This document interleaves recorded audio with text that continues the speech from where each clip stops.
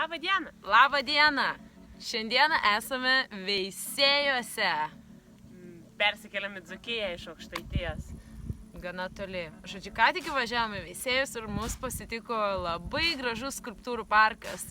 Manom, kad šis skulptūrų parkas auga kiekvienais metais, nes vienos skulptūros pastatytos 7, kitos 11, kitos 15 metais. Šiaip labai gražu. Žodžiu, parkas nesnaudžia ir tik tobulėja. Jame taip pat atradome medinės supynės. Jos skirtos mažesniems vaikams negu mes. Bet mes turėjom jas išbandyti. Uhu!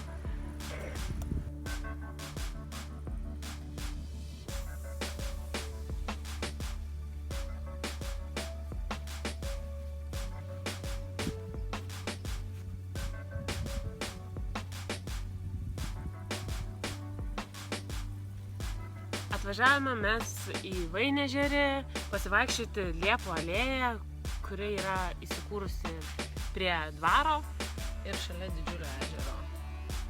Labai gražu čia. Labai dideli medžiai. Ramybė, takelis iš tikrųjų labai sutvarkyta, čia skirta turizmui tiesiog.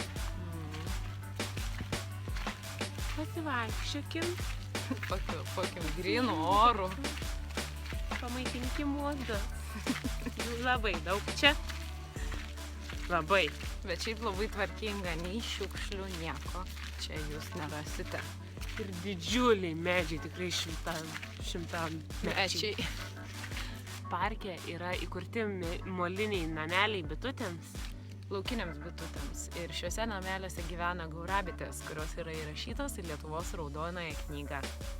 Esame prie Vainežerio ežero ir čia buvo seniau įsikūręs dvaras, tačiau dvaro nebėra išlikusio, yra tik pažymėtos vietos, kur buvo senasis dvaras, bet yra nuostabus parkas, senas parkas ir puikiai įrengtas.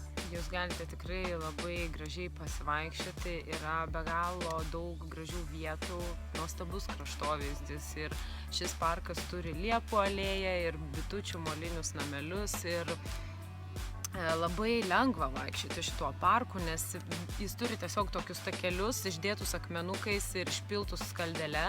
Ir parodysim truputėlį. Ir tikrai nėra sunku vaikščioti, net jei turite, tarkim, stumti vaiko vežimėlį, neturėsite jokių problemų. Be galo paprasta ir gražu ir ramu ir, žodžiu, tikrai rekomenduojam užsukti čia ir ramiai tiesiog pavaikščioti, pasvajojant, žiūrint į šios vaizdus ir medžius ir pakvėpuoti tiesiog grynu oru. Esame mes prie Veisiejų dvaro. Čia yra išlikęs tik vienas pastatas, tačiau jis yra atrenovuotas ir galima jame apsilankyti. Ten yra išlikę autentiškos arkos rūsy ir tiesiog labai sakė mums veisiejiečiai, kad labai smagu aplankyti. Ir labai įdomu, darbo dienomis tai galima pamatyti. Mums už nugaros yra Liudviko Lazerio Zamenhofo paminklas. Liudvikas Lazeris Zamenhofas yra esperanto kalbos kūrėjas. Gyvendamas Veisiejuose jis pabaigė pirmąjį savo vadovėlį. Ir, žodžiu, į klausimą, kokios tautybės yra Lenkas ar Rusijos žydas, jis atsakė: tu stovi dabar man akise, mano brangioji Lietuva, mano nelaiminga tėvynė, kurios niekada negalėsiu pamiršti, nors palikau tave dar vaikystėje. Tu, kurią aš nuolat sapnuoju, kurios man širdyje negalės pakeisti joks kitas žemės kampelis. Tiesiog labai gražūs žodžiai. Jis nebuvo lietuvis, bet jis Lietuvą labiau mylėjo negu daugelis iš mūsų ir šiuo metu Lietuvoje, manau, tai yra puikus pavyzdys, kaip mes turim branginti tai, ką turim. Esame mes centre Veisiejų. Čia yra paminklas, yra aikštė, labai sutvarkyta, gražūs suoliukai. Paminklas yra skirtas būtent Lietuvos gynėjams ir tas paminklas buvo prieš tai nugriautas, dabar jisai yra atstatytas po Lietuvos nepriklausomybės atgavimo. Ir Veisiejai yra įsikūrę tarp dviejų didžiulių ežerų, Ančios ir Snaigyno ežero, kuriuos jungia be galo daug mažų upelių. Ir tais upeliais galima paplaukyti baidarėmis.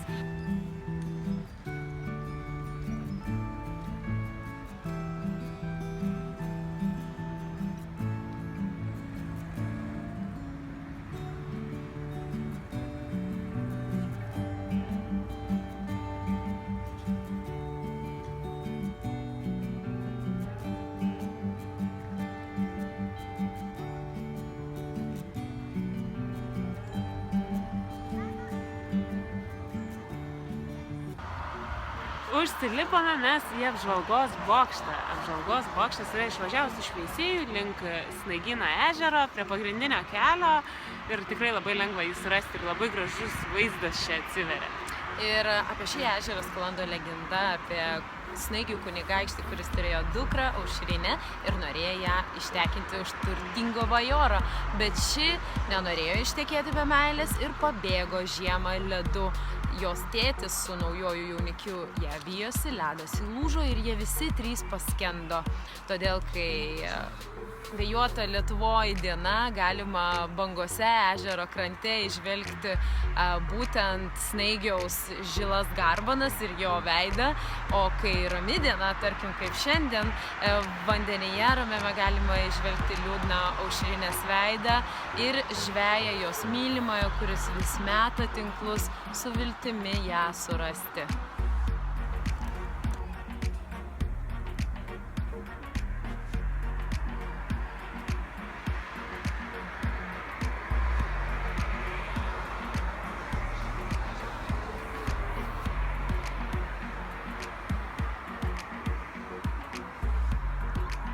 Šiandieną aplankėme Veisiejų miestelį ir man asmeniškai tikrai labai patiko. Labai susitvarkęs miestelis, laukia naujų lankytojų. Pabaigai noriu papasakoti legendą, kodėl Veisiejai yra Veisiejai. Taigi vėjuotą dieną valstietis sėjo nevėtytus grūdus, tai yra nevalytus, pelų pilnus. Ir važiuojant į Lenkų pora sako, ką tu čia darai? Ir jis lenkiškai jam atsakė, kad vėtau ir sėju tuo pačiu metu, tai yra vėja įsėja. Tai todėl Veisiejai yra Veisiejai. Užsukite būtinai, tikrai nepasigailėsite, o mes atsisveikiname ir iki kito karto. Iki. Žodžiu,